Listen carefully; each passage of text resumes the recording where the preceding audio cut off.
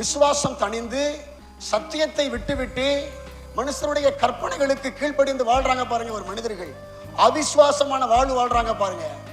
அவர்களை குறித்து சொல்றாரு, அவர்கள் தேவனை அறிந்திருக்கிறோம் என்று அறிக்கை பண்ணுகிறார்கள், கிரியைகளினாலும் அவரை மறுதளிக்கிறார்கள். அவர்கள் அருவருக்கப்படத்தக்கவர்களும் கீழ்ப்படியாதவர்களும். அதான் நான் சொல்ல வர்றேன்.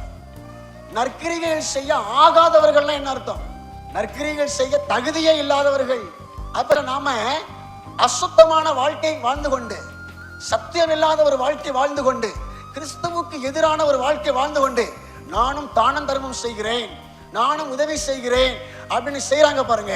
அவர்களை தான் நீங்க குறிப்பிட்டு எழுதுறாங்க, இவர்கள் எந்த நற்கிரிகளும் செய்ய, நீ நற்கிரியை செய்கிறதை விட செய்யாமலே இருக்கலாம். இன்னும் நீங்க ஈஸியா புரிஞ்சுக்க சொல்றேன்.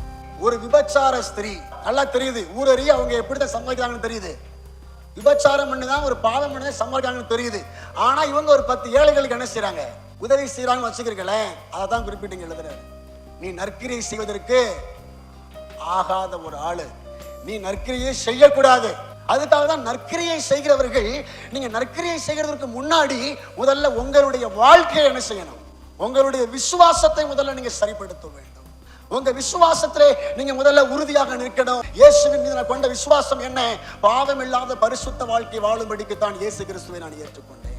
அதான் விசுவாசம். நான் பிறரை மன்னிக்க மாட்டேன். கசந்து கொண்ட அந்த உறவை காலங்காலமாக, ஆண்டாண்டு காலமாக நான் அவர்கள் மேல் கசப்பும் பகையுமாக இருப்பேன்.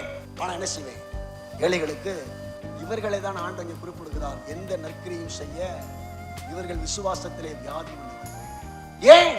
ஆண்டவராய் இயேசு கிறிஸ்துவினுடைய சத்தியம் என்னவோ அதைத்தான் நீங்களும் நானும் என்ன செய்யணும்? மனுஷர்களுடைய கற்பனைகளை உபதேசங்களாக நாம் என்ன செய்யக்கூடாது.